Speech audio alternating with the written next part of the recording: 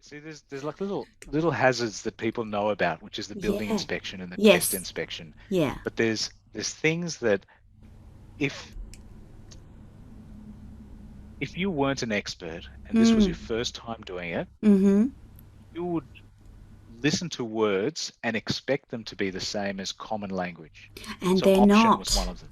So you'd Yeah. think that option means that you might or you might not, but it actually has a legal term. It One of does. the other things that you'll discover, and hopefully your solicitor's on top of this and will explain to you in Mm. normal English, not just in real estate English, Yeah. um, words like time is of the essence. So that Yes. phrase of time is of the essence is like, I just expect you to be on time. It's important to respect my time. It actually means something very specific and not In real just the estate. common term in real estate, in contracts. So when it comes Yes. to buying and selling, if your contract says words or phrases like time is of the essence, ask Uh-huh. your solicitor, ask your conveyancer, because they'll explain to you in normal terms what implications that has if you're running late for your meeting. So, for Uh, example, if time is of the essence, is specifying a date and you can't settle or your bank's not ready and it's only delayed by a day or 2 days, you don't feel that the owner, the person selling it to you, the vendor, would really get upset because at the end of the day, you're still paying. But the yeah. words time is of the essence means that Uh-huh. from the agreed date, you're paying interest Yeah. at the rate that it says on your contract. So Uh-huh. your bank might give you 3% interest, and the contract that your solicitor negotiated with the other solicitor says that your default interest, meaning that if you're late on any dates, And might that be 10% or 12% or 8%.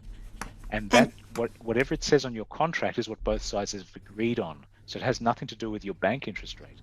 That's on top of your bank interest rate. So mm-hmm. you might fall into a trap of having a 12% interest on being late. So if you're three Ah, months late, you're that's a paying lot of 12% money. interest per annum. But think of 12 months in a year, 12% per Yeah. annum is 1% per month. Yep. So on a $3 million house, Mm. 3%, 1%, 1%, 1% of a $3 million house, that's a lot of It's a lot of cheese. money. Yeah, yeah.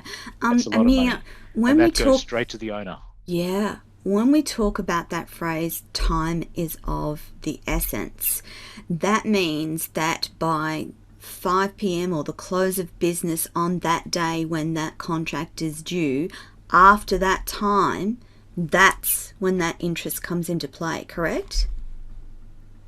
Speak to your solicitor.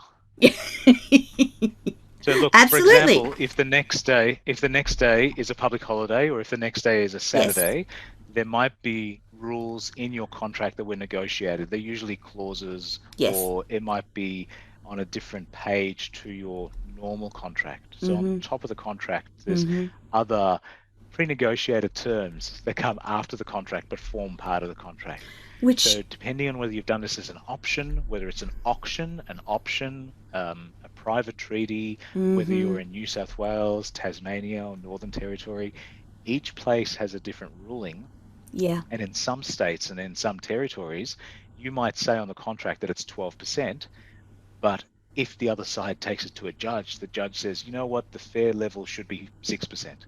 And it doesn't matter what it says in the country, what it says in the contract. Ah, So okay. that's why I always say if you're dealing with legal terms, speak to the Two Swiss. conveyancer of the state or the territory you're purchasing in, where the house is.